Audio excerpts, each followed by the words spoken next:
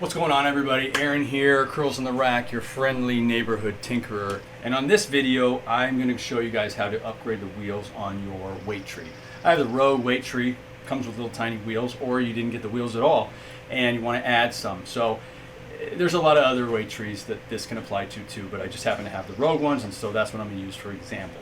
Now, the reason I wanted to do this upgrade is just for the simple fact that the wheels that they give you are 3-inch wheels, and sometimes when you're going from mat to mat, they kind of get stuck, especially if they're sideways in there. And I didn't like the fact that I had to really, wrench on the thing to get it to move. So I thought, why not make them bigger, and that way it'll roll around better. Now, I had one worry, what if it's too tippy? What if the wheels are too big? But I went ahead and did it, and I will show you guys how it works, and then you can see that it actually does work, and you can decide to do it for yourself.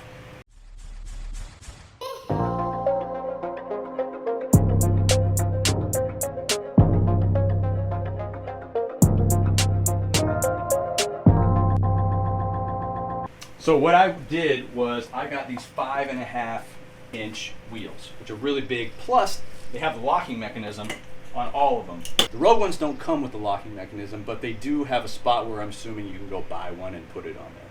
But this was just an added bonus, so you can lock it into place. They work really well, and then when you want to, you just move it around.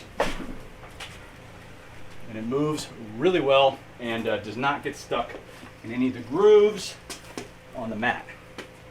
Now, in my last video, I went ahead and I pilfered the wheels from this guy because I wanted to use them for my power block stand, and they have one post with a bolt, and then it screws through here. So if you notice, these ones are not like that. They don't actually go through the metal here, and I didn't find any online that were 5.5 inches with the bolt that went through.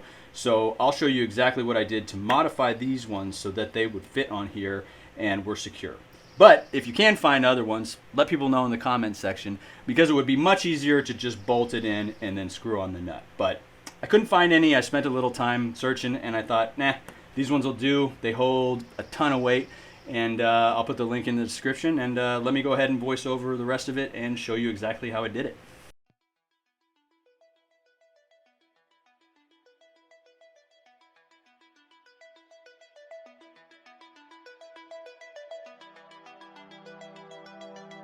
All right, guys, so the first step, obviously, is going to be disassembling this thing. So we're just going to be working with the bottom cross members. So let's go ahead and take those off so that we can get them off the unit and go make some modifications.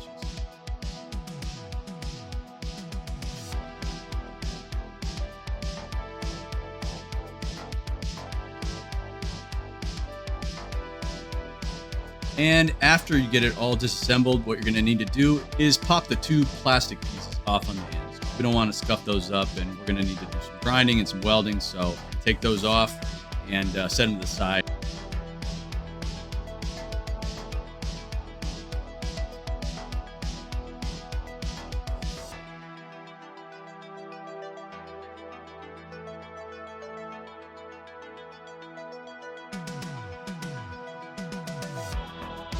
And after you get those disassembled, we're going to go ahead and mark where we're going to need to grind off the paint, because we're going to be welding it and we want bare metal when we're welding it. So I just kind of guesstimated. You can go over farther. It doesn't really matter. I'm going to be hitting it with some paint at the end.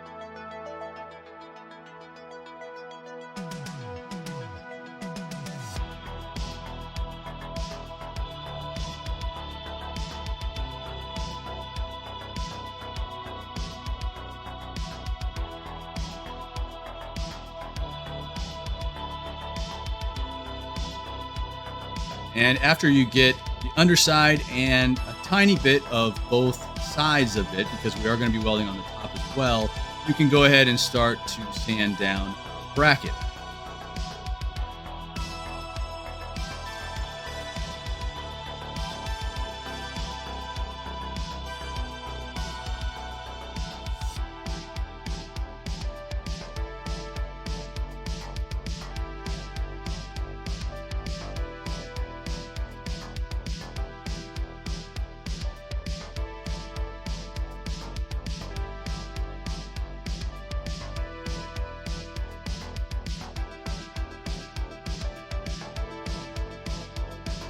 Now, I sanded down the top, and then I did the underside too, because I'm going to weld in the holes. So that is what I recommend you guys do.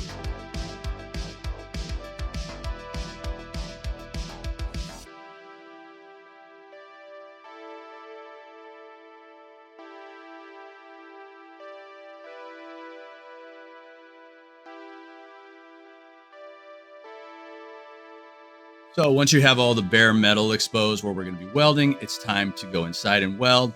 What I did was I secured it with a clamp just because I wanted to stay there and the magnets weren't holding very well. And then I did my first weld. Once you get that first weld, clean it up, and then you can go ahead and remove the clamps. They're not going to be needed anymore since it's going to hold in place.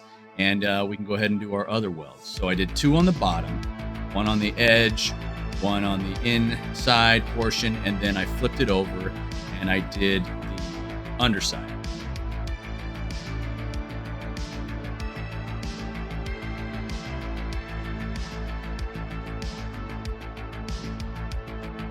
I also made sure that I got rid of anything that went over that lip because I'm going to want to put that cap back.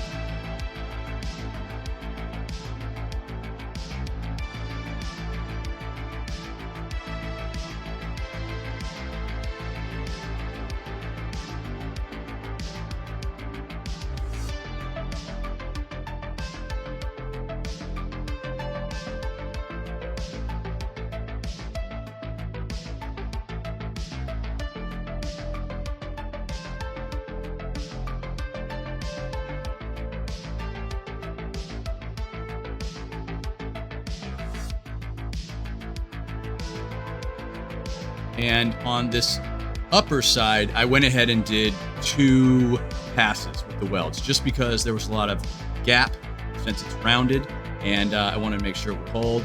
And I also used a rag because I didn't take the wheel off. It wasn't really necessary.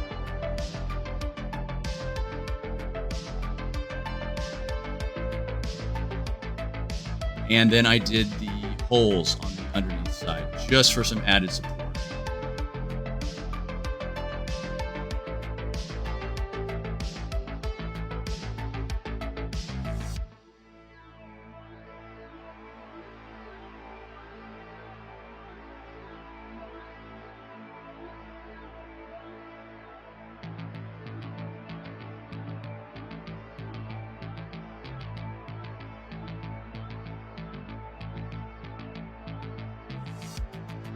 And if you're from the 80s and went to a used car lot, you may remember the old tire test. I put the weight all on, kicked the tires a bit, jumped on it, spun around, made sure those things were going to hold, because if they weren't, I was going to go any farther with this project. I just scrapped it.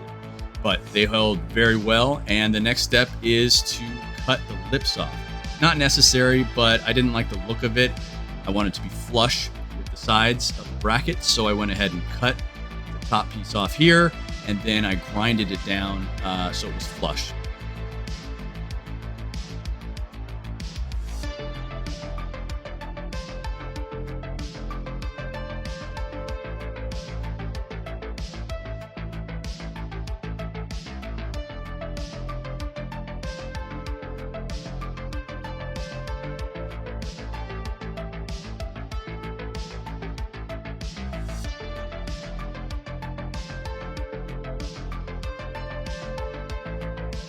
And then I finished it up with a grinder to flush it up, being careful not to hit the wheel.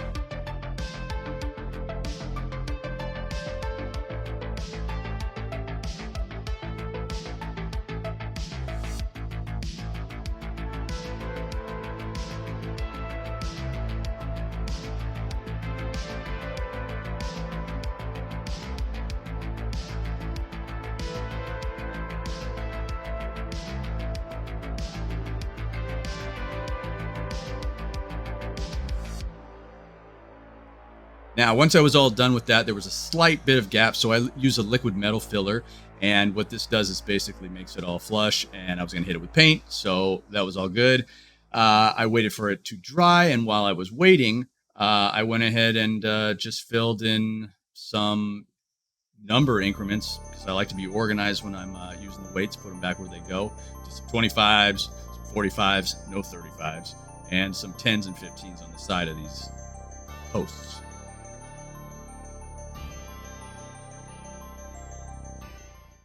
As always, guys, thank you so much for watching. If you haven't already, subscribe on the next video that I do. It's going to be another DIY video, but this one, I really want to tell you guys what it is.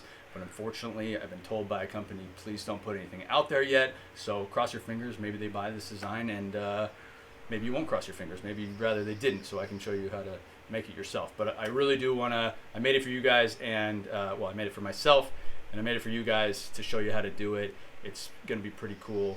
So until next time, peace.